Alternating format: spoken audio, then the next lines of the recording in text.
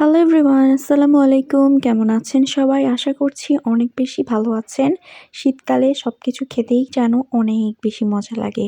আমার কাছে ব্রয়লার মুরগি না অনেক বেশি ভালো লাগে। এইজন্য আমার আম্মু আমার পছন্দের খাবার-দাবারই সবসময় রান্না করেন। ব্রয়লার মুরগিটা ঝাল, ঝাল করে রান্না করা হবে এইজন্য সবকিছু কেটে নিয়েছেন। দেখতেই পারছেন আদা, রসুন, পেঁয়াজ কেটে ওই যে মরিচ কেটে রাখা হয়েছে। এখন রান্নার প্রিপারেশন করে নেওয়া হবে। এই যে রান্না করার জন্য মুরগির মাংসগুলো ধুয়ে পরিষ্কার করে নেওয়া হয়েছে। এখন কড়াইতে পরিমাণ মতো তেল দিয়ে একে, একে সবকিছুই দিয়ে দিতে হবে। এখানে দিয়ে দেওয়া হলো কাঁচামরিচ, পেঁয়াজ আর তেজপাতা। সবকিছু তেলের সাথে একটু ভেজে নিতে হবে। আমি ব্রয়লার মুরগিটা পছন্দ করি বলে আমার আম্মু এটা আমাকে রান্না করে দেন। একদম ঝাল, ঝাল করে ভুনা, ভুনা করে রান্না করে দিলেন। আমি বেশ মজা করে ভাত খাই। শীতকালে ব্রয়লার মুরগিটা আবার শীতকালীন আলু দিয়ে খেতেও অনেক বেশি মজা লাগে। আজকে আলু-টালু দেওয়া হচ্ছে না। আজকে জাস্ট এমনি ভুনা, ভুনা করা হচ্ছে।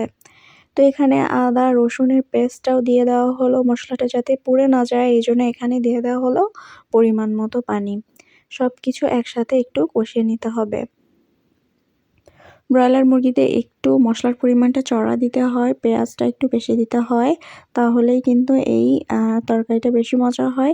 এরপরে একে, একে দিয়ে দিতে হবে হলুদের গুঁড়া, মরিচের গুঁড়া আর ধনিয়া গুঁড়া। সবশেষে দিয়ে দিতে হবে স্বাদমতো লবণ। লবণ ছাড়া কিন্তু কোনো কিছু ভাবাই যায় না, তাই না? সব মশলাটা খুব সুন্দর মতো কষিয়ে নিতে হবে। মশলা যত ভালো করে কষানো যাবে ততই কিন্তু এই যে মশলার কাঁচা গন্ধটা দূর হয়ে যাবে আর তরকারির টেস্টটাও অনেক বেশি বাড়বে।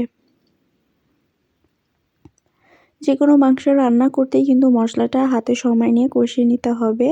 এই যে মশলাটা খুব সুন্দর মতো কষানো হয়ে গেল।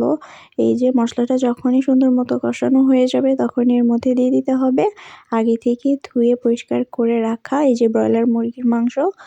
আর দেখতেই পারছেন ধোয়ার কারণে ভিডিওটা বারবার ব্লার হয়ে যায়।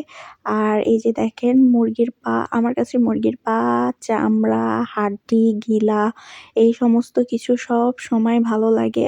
আমার কাছে মাংসের থেকে এই যে মুরগির চামড়া, গিলা, গলা, মেটে, পা এগুলো খেতেই বেশি ভালো লাগে।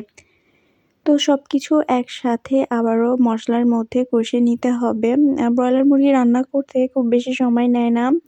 তবে আমার কাছে ব্রয়লার মুরগিটা রুটি দিয়ে খেতে ভালো লাগে, সাদা ভাত দিয়ে খেতে ভালো লাগে আর স্পেশালি খিচুড়ি দিয়ে খেতে আমার বেশি ভালো লাগে।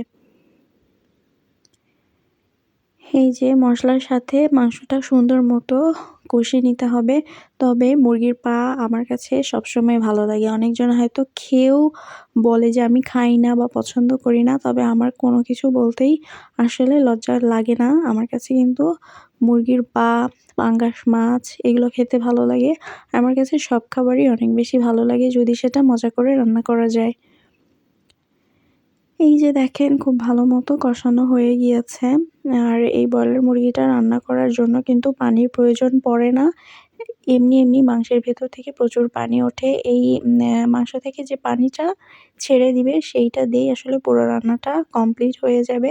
এক্সট্রা করে পানি দেওয়ার দরকার পড়ে না। ধিমে, ধিমে আঁচে মাংসটা রান্না করলে খুবই মজা হয়।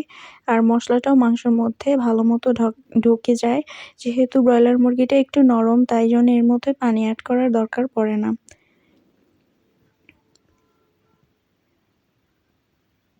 এই যে দেখেন রান্নাটা কিন্তু প্রায় কমপ্লিট হয়ে গিয়েছে। এর মধ্যে কিন্তু লাস্টে একবারে দিয়ে দিতে হবে এলাচের গুঁড়া, দিয়ে দিতে হবে ভাজা জিরার পেস্ট আর দারচিনি গুঁড়া দিলেই রান্নাটা হয়ে যাবে। আল্লাহ হাফেজ।